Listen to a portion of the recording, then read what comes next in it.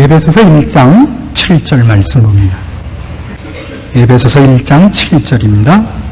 우리가 그리스도 안에서 그의 은혜의 풍성함을 따라 그의 피로 말미암아 구속 곧 죄사함을 받았으니 이는 그가 모든 지혜와 총명으로 우리에게 넘치게 하사 그 뜻의 비밀을 우리에게 알리셨으니 곧 그 기쁘심을 따라 그리스도 안에서 때가 찬 경륜을 위하여 예정하신 것이니 하늘에 있는 것이나 땅에 있는 것이 다 그리스도 안에서 통일되게 하려 하심이라. 오늘은 이 구속에 관한 말씀을 나누려고 합니다. 7절에 있는 말씀같이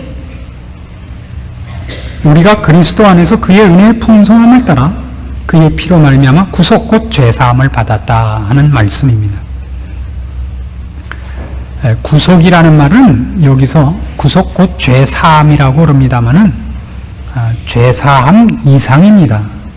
구속이라는 것은 죄사함을 받는 정도로만 이렇게 좁게 생각하셔서는 안 됩니다. 이것과 같죠. 구원에 관한 얘기를 하는 중에 구원을 죄를 용서함 받고 이제 지옥 가지 않고 천국 간다 이렇게만 생각하는 것은 구속을 죄사함으로만 평가하는 것과 같습니다. 구원은 그 정도가 아닙니다. 구원은 어느 정도냐 하면 이 구속이라는 말과 제가 구원이라는 말을 그저 같은 뜻으로 씁니다마는 로마서 8장에 가시면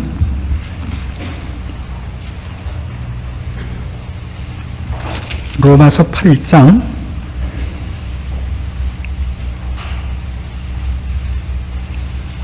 18절 말씀부터 봅니다.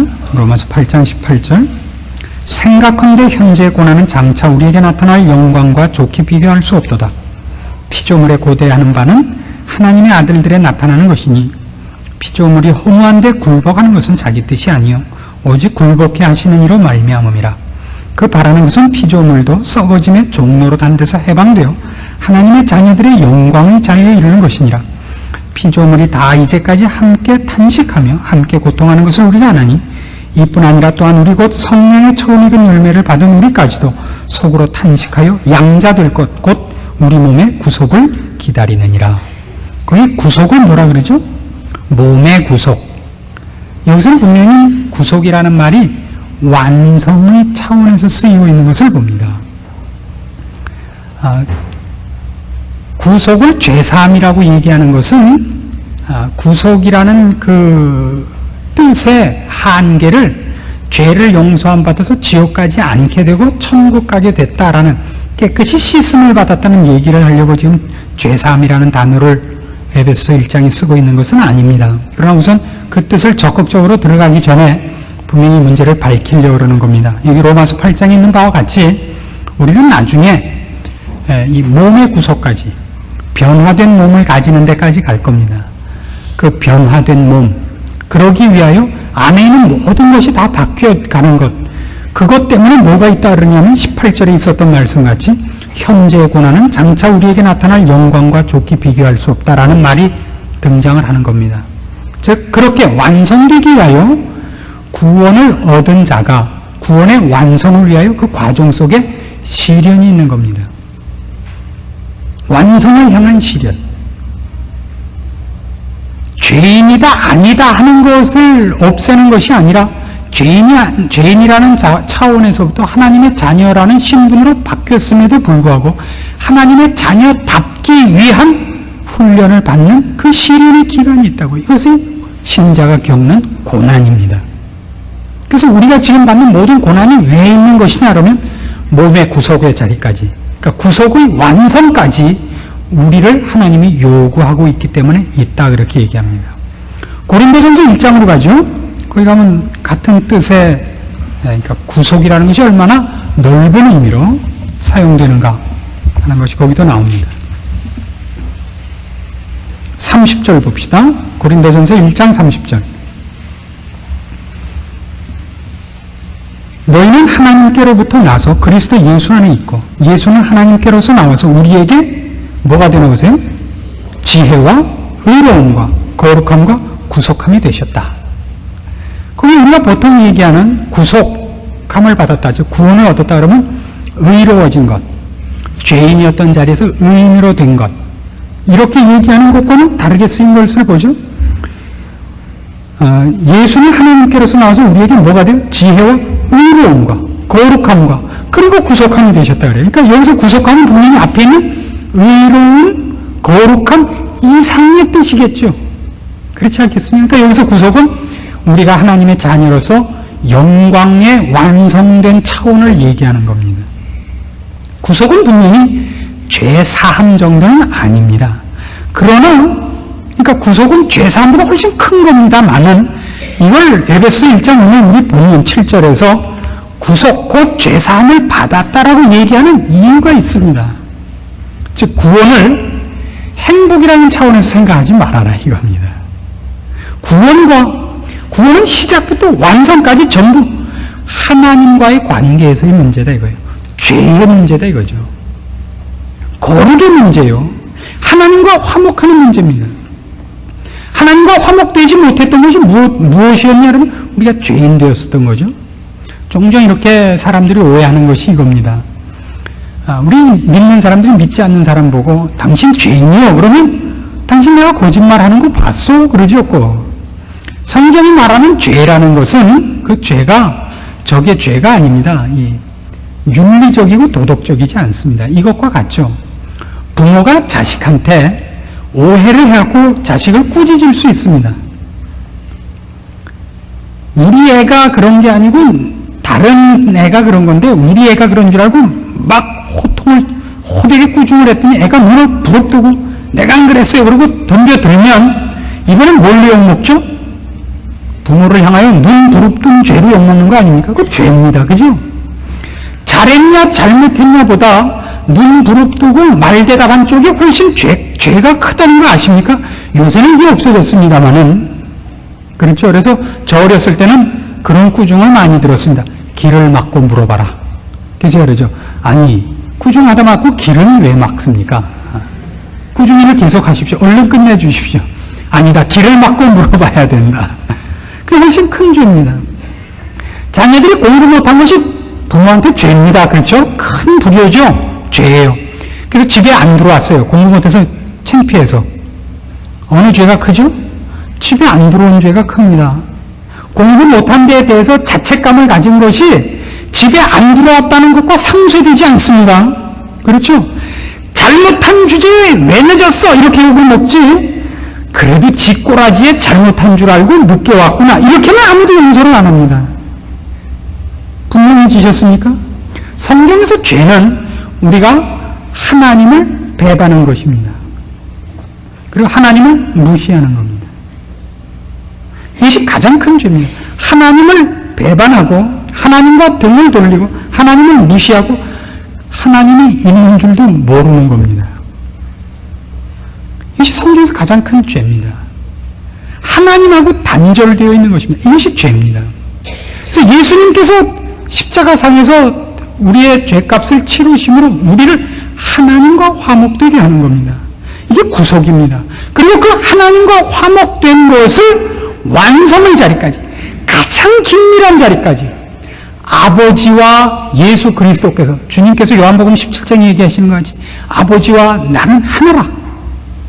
아버지께서 내 안에, 내가 아버지 안에 있는 것까지 저희가 다 하나가 되어 우리 안에 있게 하소서 하는 자리까지 가는 것이 구속입니다. 그리고 처음부터 그 얘기거든요. 하나님과 원수되었던 우리가 하나님을 알며 하나님의 자녀며, 하나님의 자녀라는 건 모를 수가 없는 관계가 되는 것 아닙니까? 화목하고 하나님과 관계를 맺되 사랑의 관계를 맺으며 끊어질 수 없는 관계가 되며 그 관계가 가장 깊은 자리에까지 가는 것. 그게 구속입니다. 그래서 구속 곧 죄사함을 받았다라고 표현을 합니다. 분명히 지셨습니까? 그럼 죄사함을 받아서 지옥까지 않게 됐다. 나 이제 의인이다. 그 얘기를 하려고 그러는 것이 아닙니다. 구속이라는 것이 갖는 최고의 핵심 되는 것. 구속이라는 걸 우리가 이해하는 시각이 하나님과의 관계의 문제예요. 그 관계가 소원해지고 그 관계가 파괴되는 것을 죄라고 할 때, 구속은 그 반대, 파괴됐던 관계가 다시 이어지며 그 이어진 관계가 가장 긴밀한, 더 이상 가까워질 수 없는 관계까지 가는 것을 말하기 때문에 구속 곧 죄사함이라는 얘기를 하는 것입니다. 그래서 우리는 이 문제를 성경이 얼마나 폭넓게 증거하고 있는가 하는 것을 놓치지 않고 보아야 됩니다. 우리가 하나님과의 관계를 틀렸을 때 일어나는 것들이 무엇인가 하는 것을 성경은 폭넓게 증언을 합니다. 오늘날 우리의 모든 불행이 있다면 하나님과의 관계가 끊어졌기 때문에 생기는 부수적인 결과로 생기는 것을 원래 문제를 해결하지 않고 부수적인 문제만을 해결하려고 하는 것이 우리들 모든 인류가 갖는 치명적인 과오입니다. 한번 그 정신과 의사를 만났더니 이런 얘기를 해줬습니다. 이제 그 정신 이상자로 입원을 한 환자들을 이제 내보내도 좋은가, 퇴원을 시켜도 좋은가, 퇴원을 시키면 아직 안 되는가 하는 걸 이제 판가름하는 그 판정 내리기 위한 여러 가지 실험 방법이 있답니다. 그 중에 하나가 이게 있답니다. 큰 그 수도가에 수도꼭지가 많이 달린, 그러니까 공동 세면장에 데려다 놓고서 물을 틀어놓고서 말이죠. 전 수도꼭지에 물을 틀어놓고서 걸레를 주고 물을 다 닦아내라 그런답니다. 그랬을 때 걸레로 열심히 물을 닦아내면 그 사람은 아직 더 있어야 되고, 수도꼭지를 가서 채우는 사람은 퇴원해도 되는 사람이 됩니다. 그렇죠? 그 간단한 문제지만 그걸 풀지 못한답니다. 물론 그게 유일한 방법이 아니라 그 증세에 따라서 여러 가지 다른 방법이 있겠죠. 정신과 의사들이 그 환자들하고 이렇게 쭉 대화를 많이 합니다. 연극도 하고 대화를 하는데 제일 저한테 얘기를 해준 정신과 의사가 자기가 겪은 일 중에서 제일 웃겼던 얘기가 이거였답니다. 한 번은 환자하고 이렇게 얘기를 계속 하는데 환자가 얼토당토 하는 얘기를 하더래요. 이렇게 대화를 하는 중이니까 이 사람 미쳤나봐 그랬대요, 자기가. 다 웃었대요. 그 옆에 있던 간호원이랑, 그렇죠? 미친 사람하고 얘기하면서 이 사람 미쳤다 말했어. 지금 우리가 세상에서 살면 서로 그러는 거 아니에요. 미친 사람끼리 이 사람 미쳤나봐 그러는 거 아니에요. 그렇죠? 우리는 알잖아요. 세상 사람들은 미친 줄. 그 사람들은 우리가 이런 사람 미쳤나봐 그러잖아요. 그렇죠? 우리는 저 바보 같은 정신과 의사고 저 환자들은 모르죠. 저 환자들은 우리가 왜 하얀 옷 입고 들어오는지 짜장면 배달 온 줄 알고 있죠. 그러니까 지금 우리에게 일어나는 일 중에서 가장 심각한 것이 뭐냐 할 때 하나님과의 관계가 파괴됐기 때문에 많은 문제가 일어나는 것이거든요. 행복하지 않고 불행한 일이 있으며 여러 가지 죄악이 넘치는 겁니다. 그것을 성경이 어떻게 증명하느냐 하면 구약을 보세요. 구약은 몽땅 이런 얘기로 되어 있는 것을 여러분 봅니다. 제일 많은 범죄가 뭐죠? 구약에서 그토록 많이 꺼내는 범죄가 성범죄죠. 그리고 살인입니다. 그래서 구약을 읽는 사람들이 당황을 하죠. 적어도 성경책에는 좋은 말씀이 있을 줄 알았는데 신약엔 좋은 말씀이 있어요. 근데 구약엔 좋은 말씀이 없으니까 옛날 약이기 때문에 그런가 보죠. 역시 새로 만든 약이 좋은가 보죠. 옛날 거라서 그런가 보다. 그렇지 않습니다. 구약은 참으로 철저하도록 좋은 기록입니다. 얼마나 정확한 기록인지 모릅니다. 하나님과의 관계가 끊어지자 가장 기쁘고 가장 거룩하고 가장 좋아야 할 것들이 썩더라 그런 겁니다. 첫 살인이 어떻게 나오죠? 누가 누구를 죽여요? 가인이 아벨을 죽이잖아요. 형제 아닙니까? 형제가 살인을 해요. 참 놀랍죠. 야곱이 아버지를 속여요. 누구랑 짜고? 엄마랑 짜고. 이거 믿을 사람 아무도 없죠, 정말. 믿을 사람 없다 시리즈를 아십니까, 여러분? 그중에 이런 게 있습니다. 어떤 아들이 아버지와 목욕탕을 갔는데, 아버지가 탕에 들어가더니, 어이, 시원하다. 이러더래요. 그래서 아들이 풍덩 뛰어들어 무지하게 뜨겁대요. 나와서 하는 말이, 세상에 믿을 사람 아무도 없어. 그래요? 구약이 우리한테 얘기해 주려면 바로 그겁니다. 세상에 믿을 사람이 없는 겁니다. 그래서 야곱이 누구한테 이번엔 속죠? 지 아들들이 아버지를 속이고 요셉을 팔아먹습니다. 게다가 말이죠. 구약에 얼마나 치사한 얘기가 있느냐 하면 그 장자 르우벤이 자기 아버지의 첩과 관계를 합니다. 게다가 유다는 며느리하고 또 관계를 갖죠. 이건 오늘날 일어나도 이건 사회면의 톱기사로 날 거예요. 유다 그러면 성경에서 굉장히 좋은 이름이에요. 유다는요, 그죠? 가룟 유다도 있고 물론 그랬습니다만은 유다는 유다 지파에서 어쨌든 왕이 나오는 건데요. 왜 구약이 그 얘기를 하죠? 하나님으로부터 단절되자 생명과 아름다움과 복의 근원으로부터 단절되자 아무것도 이제 나올 수가 없습니다. 뭐가 같아요? 열매가 어디 달리느냐 하면 가지 끝에 달리지만 이 열매는 무엇으로부터요? 뿌리로부터 올라오는 거예요.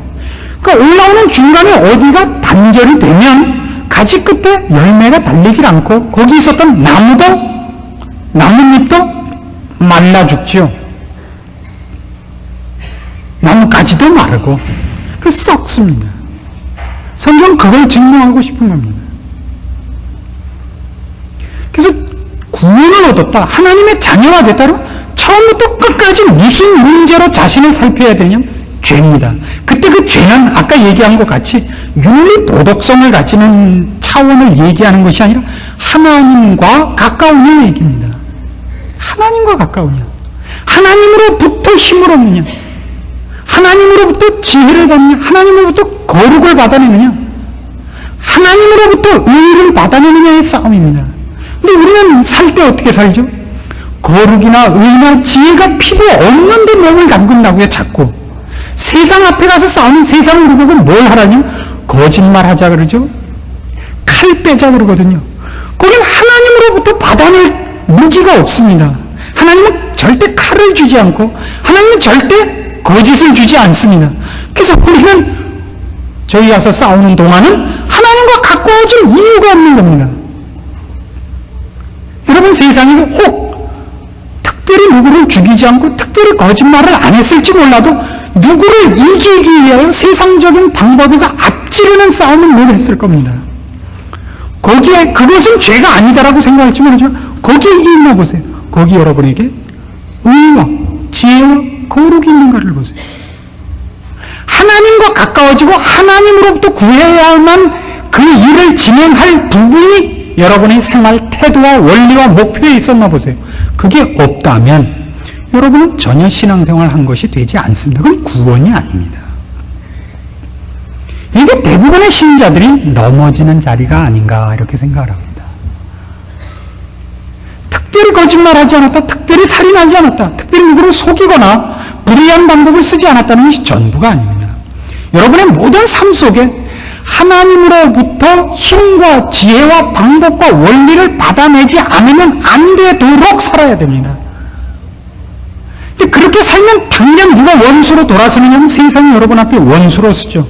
그러니까 그게 무서워서 전부 아버지로부터 얻어내어서야만 사는 신앙생활을 포기해버린 것입니다. 이게 오늘날 신자들의 실패의 근본적인 이유가 있습니다. 로마서 8장으로 가시면 32절에 이런 재미있는 설명이 나옵니다. 여러분 잘 아는 구절이겠습니다만 오늘 이 대목에서 이 구절을 생각하시면 조금 새로운 맛을 좀 보실 겁니다. 자기 아들을 아끼지 아니하시고 우리 모든 사람을 위하여 내어주신 이가 어찌 그 아들과 함께 모든 것을 우리에게 은사로 주지 아니하시겠느뇨. 자, 이건 여러분 잘 아시는 바와 같이 우리 하나님 아버지께서 그 아들 예수 그리스도를 우리를 위하여 주셨는데 그 외에 무엇이든지 아낄 리가 있겠느냐 여기에 쓰입니다. 하나님의 사랑의 가장 큰 것을 확인하는 장면입니다. 그럼 보세요. 다른 모든 것, 예수 그리스도를 우리에게 준 것이 예를 들어서 1억이라고 합시다. 돈 가치로 따져서 1억. 그랬을 때 다른 것들은 10원짜리, 100원짜리 이하다 이겁니다. 그 1억을 주시니까 10원짜리, 20원짜리를 아끼겠느냐 이런 뜻입니다. 그렇다면 잘 보세요. 하나님께서 우리에게 하셔야 되는 일 중에 하나님 쪽에서 돈을 내시는 입장이라고 볼 때 1억짜리를 내는 게 쉽습니까? 10원짜리를 내는 게 쉽습니까? 싼 거 내는 게 쉽죠. 그럼에도 불구하고 1억짜리를 내야만 된다는 것은 그 문제를 풀지 않으면 안 되는 일이기 때문이라는 뜻이 포함되는 것 아닙니까? 다른 걸 혹시 못하는 한이 있어도 이것만은 해야 되기 때문에, 아시겠어요? 죄 문제만은 풀어야 되기 때문에. 그러니까 하나님이 우리에게 하셔야 되는 것은 돈을 주는 것도 아니요, 건강을 주는 것도 아니요, 오래 사는 것도 아니요, 부귀 영화가 아니라 하나님과 화목되는 것이 가장 시급하고 중요한 문제이기 때문에 나머지에서는 혹시 손해를 보는 한이 있어도 일찍 죽거나 사람들한테 평생 관세를 받거나 노예가 되거나 매맞아 죽는 한이 있어도 그거는 이것과 비교하면 그거는 그 다음 문제란 말입니다. 우리가 볼 때는 대학을 갔다 못 갔다가 그렇게 심각한 문제고 천국과 지옥이죠. 그렇죠? 키가 좀 크냐 작으냐, 눈이 크냐 작으냐 아주 심각해요. 저희 딸은 아침마다 저한테 와서 물어봐요. 아빠 제 눈 커졌어요? 수진아, 눈 작은 게 이쁜 거란다. 크고 초점 똑바로 박힌 사람은 내가 아직 본 적이 없다. 그래, 그게 얼마나 우리들한테 심각합니까? 그렇죠? 그게 더 심각하죠. 배웠다 못 배웠다, 잘 산다 못 산다. 그러나 하나님은 이 하나님과 화목하는 문제가 가장 소중한, 그것과 비교하자면 나머지는 아무래도 좋은 거라 그러신다고요. 그걸로 들어와 계십니까? 그걸 얘기하는 겁니다. 이 대목이. 그걸 위해서 뭐를 했다고요? 이 구속 얘기를 할 때 그의 피로 말미암아 구속 곧 죄사함을 줬다는 겁니다. 이걸 놓치면 신자는 불행해집니다. 그가 얻은 구원이 무엇만도 못하냐면 애 학교 들어가는 것만 못해요. 그렇죠? 이게 얼마나 큰가를 놓치면 이빨이나 아프지 말게 해주시지 그까짓 구원 같은 건 보여주세요. 이렇게 나온다니까요. 그래서 신자가 감사를 놓칩니다. 아주 쉽게 감사를 놓칩니다. 이게 뭔지를 모르기 때문입니다. 이런 비유를 제가 자주 듭니다만은 택시를 탔을 때와 버스를 탔을 때는 어느 때 거스름돈을 꼭 받아야 됩니까? 예? 한번 생각해 보세요. 택시를 탔을 때와 버스를 tas을 때는 어느 때 꼭 거스름을 받아야 된다. 어느 땐 거스름을 양보해도 좋다.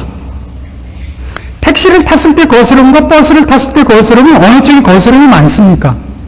택시를 탔을 때 일반적으로 거스름돈이 많습니다. 그러나 택시를 탔을 때 거스름돈을 양보하는 법입니다. 왜 그렇죠? 그때는 돈을 아끼자고 탄 게 아니거든요. 시간을 아끼고 편안하자고 탄 겁니다. 그걸 뭘로 대신 때우기로 하고 돈으로 때우기로 한 겁니다. 버스를 탔을 때는 불편하더라도 돈을 아끼자 그런 때입니다. 그래서 그때는 거스름돈이 1,000원이라도 그건 받아야 되는 거고, 택시를 탔을 때는 거스름이 1,2,000원이라도 그건 양보할 수 있는 겁니다. 이런 개념을 아십니까? 우리가 지금 무엇을 가졌느냐를 놓치면, 우리의 구원이 무엇이냐를 놓치면 이 문제를 틀리는 것 같이 틀립니다. 우리가 구원을 얻었다는 것이 얼마나 중요하고 그것과 비교할 때 나머지가 얼마나 사소한가를 놓치면 주객이 전도된다고요. 사소한 것 때문에 큰 걸 놓쳐서 감사를 놓칩니다. 택시 탄 편안함을 돈 많이 들었다고 뛰면 그럼 아예 처음부터 걸어가셔야죠. 이건 우리가 놓치지 않아야 되는 개념입니다. 그래서 우리가 어딘가 이 구속함을 얻었다, 하나님과 화목되는 것을 얻었다 하는 것을 여러분이 놓치지 않고 그걸 늘 추적할 수 있어야 됩니다. 그걸 다른 것으로 인하여 혼동하지 않으셔야 됩니다. 근데 이제 이 하나님께서 이 죄사함을 우리에게 주셨다, 구속 곧 죄사함을 주셨다 그러는데 이것이 얼마나 심각한 문제인가를 보세요. 이 죄를 사하실 때 하나님이 어떤 방법을 쓰시느냐 하면 죄를 밝히는 방법을 씁니다. 그러니까 죄사함은 언제나 하나님께서 우리를 예수 그리스도의 피로 죄사합니다마는 그것이 우리한테는 어떻게 이러냐면 우리가 회개하는 것으로 꼭 받아내십니다. 그렇죠? 아버지께서는 우리 죄를 그리스도의 피로 씻으십니다마는 우리 자신에게는 우리가 회개하는 것을 받아내는 것으로 없이 해주십니다. 우리의 구원도 그리스도 예수 안에서 일어납니다마는 우리가 우리 입으로 예, 제가 주를 믿습니다라는 고백을 받아내는 주십니다. 방법을. 그것이 구원의 조건이 되는 거나 그것이 구원의 이유가 되는 건 아닙니다. 어떤 면에서 사실은 그리스도 안에서 값없이 얻는 구원입니다만 그것을 이루시는 방법이 우리에게 일어나는 방법이 회개라는 방법을 통해서 죄사함을 얻습니다. 그래서 언제나 하나님은 죄를 드러내는 방법을 씁니다. 그래서 신자가 겪는 가장 큰 고통이 뭐냐 하면 내가 구원을 얻었고 하나님의 자녀가 됐는데 마음의 평안함이 옛날보다 훨씬 적어지는 겁니다. 신앙생활을 하면 할수록 뭐가 자꾸 두드러지냐면 죄에 대해서 민감해집니다. 그래서 좌절이 자꾸 옵니다. 왜 자꾸 좌절이 오느냐 하면 신앙이 좋지 않았을 때보다 신앙 상태가 깊어지고 높아질수록 죄에 대한 훨씬 민감해지고 옛날엔 죄같이 생각도 안 했던 것도 마음에 자꾸 걸리게 됩니다. 왜 그런다고요? 주 앞에 자꾸 가까이 가고 있기 때문입니다. 그래서 여러분 좌절하시면 안 됩니다. 자꾸 여러분 보고 그걸 씻어내라 그러십니다. 주 앞에 가까이 갈수록 주님께서 자꾸 여러분 몸에 남아있는 작은 더러움과 가장 작은 흠까지도 비춰주셔서 여러분으로 하여금 더 가까이 올 수 있도록 스스로 그걸 씻는 작업을 요구하십니다. 좌절로 가지 마십시오. 처음에 예수 믿는 것이 뭐라 그럽니까? 별로 열심이 없고 주님과 멀리 있을 때는 어지간히 큰 죄가 아니면 확인이 안 됩니다. 가만히 생각해 보니까 내가 지난 1년을 한 번도 교회를 안 갔구나. 이쯤 돼야 와요. 그러나 나중에 되면요, 교회 가서 잠시 딴 생각을 했다든가, 누가 인사를 먼저 했는데 내가 먼저 하지 못했다든가, 이런 모든 것이 마음에 걸립니다. 상대방이 나한테 보인 호의만큼 내가 호의를 보이지 못한 것, 별의별 게 다 마음에 걸립니다. 주님 앞에 점점 가까이 가고 있기 때문이죠. 그래서 우리 신자들이 이 세상에서 가장 대접을 받지 못하고 우리의 삶이 어려운 이유가 뭐냐 그럴 때 우리가 세상에 서 있으면 말이죠. 세상 사람들이 우리로 인해서 죄를 지적받습니다. 하나님이 우리를 죄를 지적해서 회개케 해서 하나님과 가까워지게 하듯이 우리를 세움으로써 세상 사람을 자꾸 죄를 지적합니다. 저들이 죄인이요? 회개하라는 요구를 합니다. 기독교가 가장 재미없는 이유가 뭐냐 그럴 때 이렇게 말하는 사람이 많습니다. 처음에 사랑을 얘기하지 왜 죄부터 얘기하는가 그렇습니다. 그렇게 얘기하는 사람이 많습니다. 회개하라 천국이 가까웠느니라. 주를 믿지 않는 자는 다 지옥에 갈 것이요. 그렇게 하지 말고 하나님은 여러분을 사랑합니다. 이렇게 합시다 이거였거든요. 이건 나쁜 방법입니다. 성경이 그 방법을 채택하지 않습니다. 하나님은 여러분을 사랑합니다. 슬프고 괴로운 자가 있으면 오십시오. 하나님은 여러분을 편케 할 것입니다. 이건 분명히 성경이 약속하는 일 중에 하나지만 하나님은 그 방법을 쓰시지 않습니다. 하나님은 막다른 골목으로 몰아넣는 방법을 씁니다. 죄인인 것을 지적해서 어느 곳에 가서도 풀 수 없고 주 앞에 돌아와야만 된다는 막다른 골목에 몰리는 방법을 쓰십니다. 심판하라는 뜻이 아닙니다. 회개케 하기 위하여 지적해야 됩니다. 치료하기 위하여 진찰해야 되는 것과 같습니다. 그래서 우리는 매력 없는 사람이죠. 그래서 이 십자가를 논할 때 십자가가 죄를 지적하는 것임을 빼놓고 사랑으로만 서 있으면 기독교는 사실은 그 지지 기반을 잃습니다.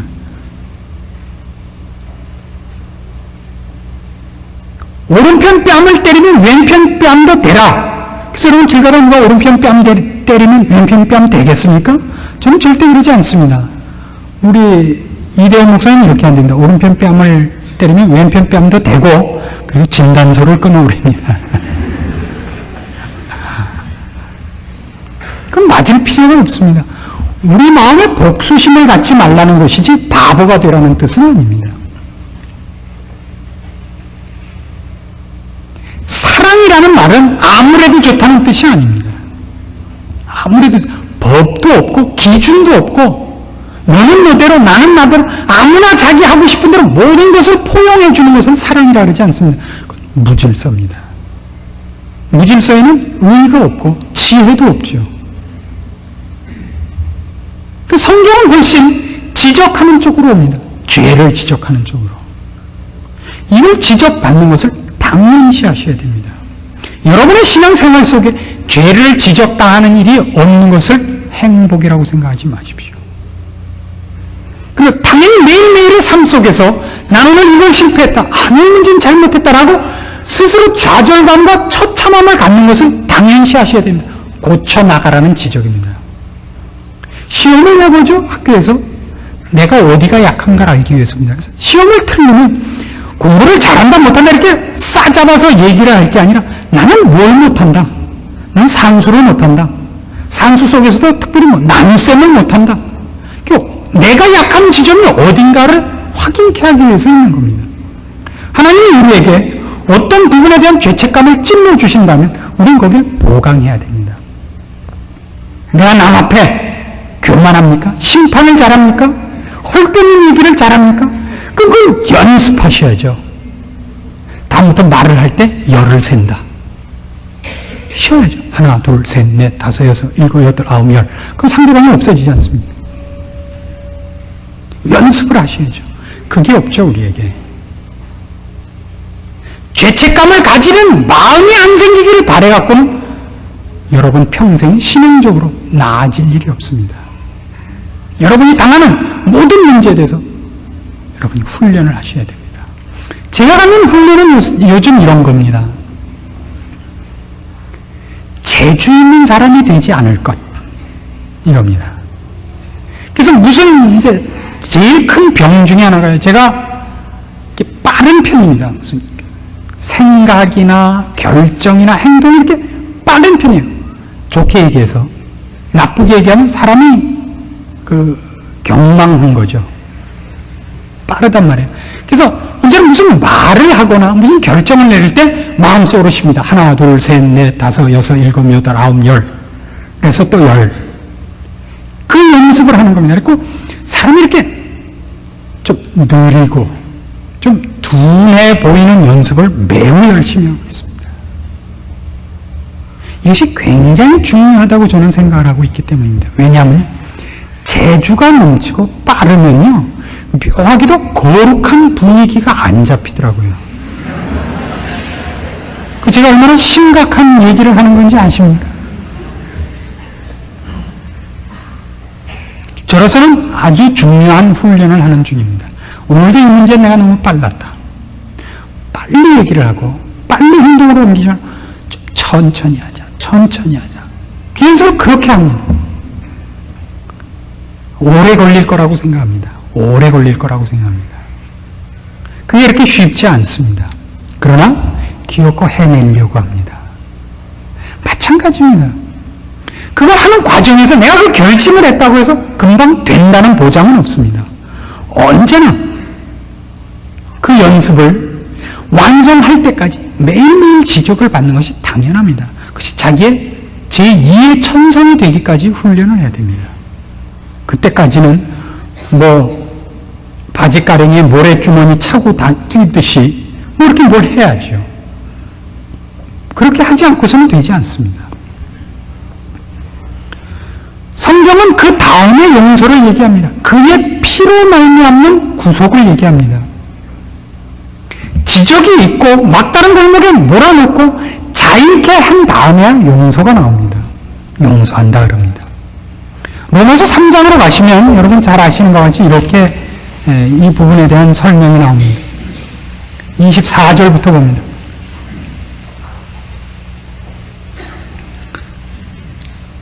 로마서 3장 24절입니다. 그리스도 예수 안에 있는 구속으로 말미암아 하나님의 은혜로 값없이 의롭다 하심을 얻은 자 되었느니라. 이 뭐 다음에 나온 거냐면요, 19절 보시면 우리가 알거니와 무릇 율법이 말하는 바는 율법 아래 있는 자들에게 말하는 것이니 이는 모든 입을 막고 온 세상으로 하나님의 심판 아래 있게 하려 함이니라. 율법으로 정죄해놓고야 십자가가 옵니다. 왜 그럴까요 도대체? 왜 이 방법을 쓰셔야 할까요? 왜 그러는 겁니까 도대체? 현실이 그렇기 때문입니다. 우리는 우리의 실력으로 우리 문제를 풀지 못합니다. 근데 죄인된 인간은 끊임없이 뭐라고 생각하냐면 내 문제는 내 손으로 풀 수 있다는 망상 속에 사로잡혀 있습니다. 그래서 인간을 구원하려면 인간은 십자가 앞으로 끌고 오는 수밖에 없는데 십자가 앞으로 끌고 오는 유일한 방법은 뭐냐면 자신 있다는 우리한테 그럼 해봐라 하고 기준을 제시하는 수밖에 없습니다. 그래서 율법이 등장을 합니다. 너 그럼 해봐라 이겁니다.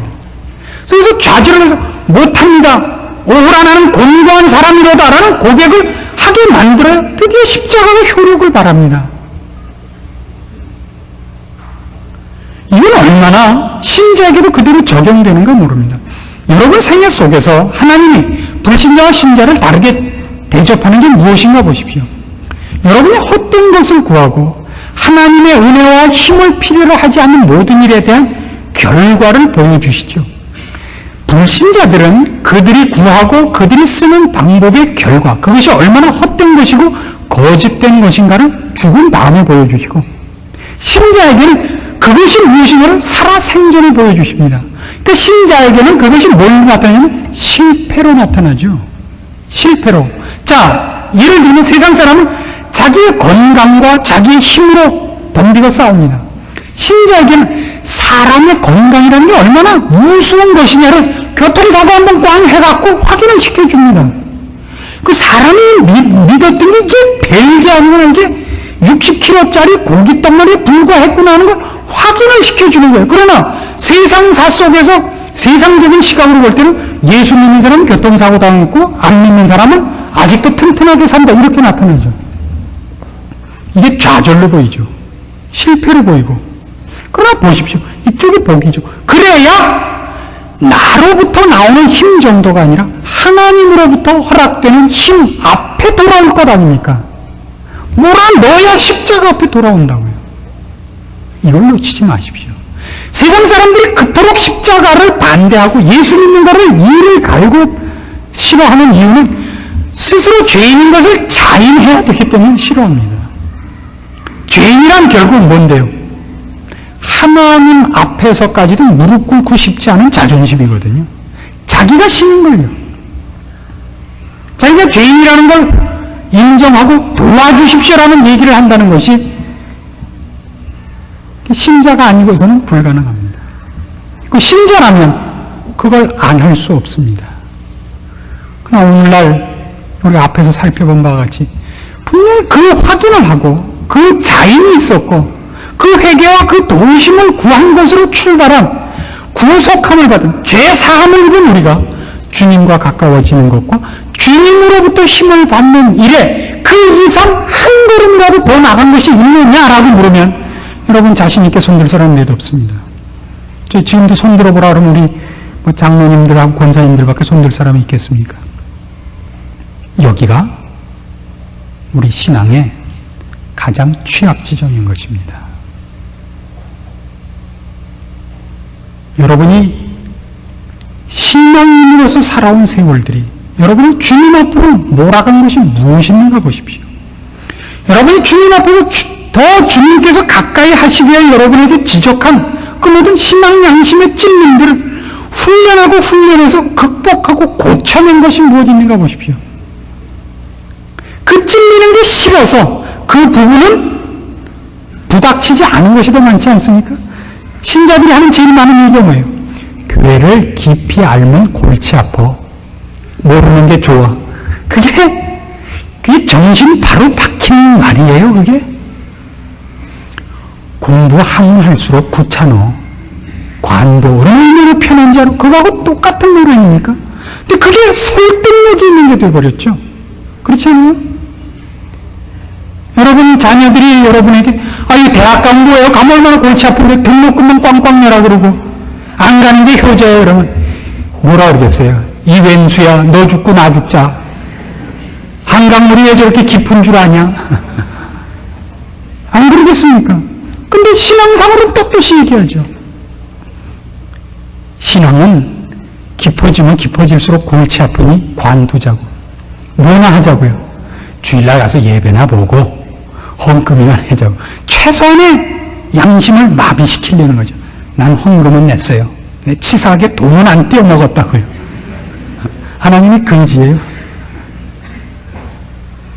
한 걸음도 주님과 가까워지는 길로 들어선 적이 없는 겁니다. 구속이 뭐라고요? 예, 죄사함입니다. 하나님과 가까워지는 것입니다. 그분과 가까이 되는 것이 그것에 방해되는 모든 것을 제거하는 작업입니다. 여러분 마땅히 지금 이 자리에 앉으신 분의 대부분은 마땅히 지금쯤 신앙적으로 대학생쯤 돼 있어야 됩니다. 그렇죠? 적어도 저희 교회 오셔서 진설교를 들을 만한 분이라면 그럼 좀 대학원 코스는 하셨어야죠. 근데 지금도 뭐죠? 솔직히 유치원이죠. 여기가 한국교회가 힘을 잃은 이유입니다. 여러분 스스로가 신앙생활에서 재미와 기적을 체험치 못하는 이유입니다. 감사가 없고 영향력이 없는 이유입니다. 이 부분에서 우리 실패하지 않는 사람들이 되기를 바랍니다. 기도하십시다. 하나님 아버지의 은혜를 감사합니다. 우리를 하나님과 화목되게 하시고 그 안에서 높은 이름과 복된 약속을 허락받았습니다. 주 안에서 더욱 깊어지며 주를 닮으며 아니 주와 가까워지는 일에 부름을 받았은즉 열심히 그 길을 갈고 닦고 연습하여 나가야 됩니다. 우리 이제 앉아있던 자리에서 자리를 털고 일어나게 하시고 잠자던 자리에서 깨어 일어나게 하옵소서. 열심히 기도하고 말씀 보며 경건을 연습하는 저희들 되게 하시고 열심을 품고 진실되고 충성되고 인내심을 가지고 저희의 전 평생을 주를 닮아가며 주 앞으로 나가는 싸움을 계속하게 도와주시옵소서. 예수님의 이름으로 기도합니다. 아멘.